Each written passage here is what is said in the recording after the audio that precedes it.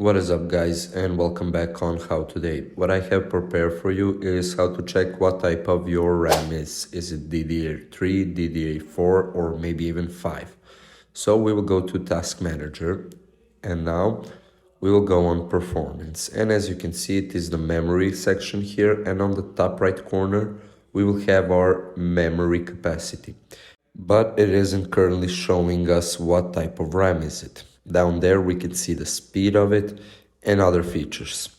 So if we want to check what our DDR RAM is, we will go to the internet and type in CPU ID. Once you're there, we will select the Windows and select whether you want the setup, zip folder, and click on it. Now we will have to download it, and once we download it, we will have to install it, guys. And here we are. We will now start the program, and you will see in a few seconds what type of RAM you have. So there are some other options, CPU, motherboard, but we are here for the memory.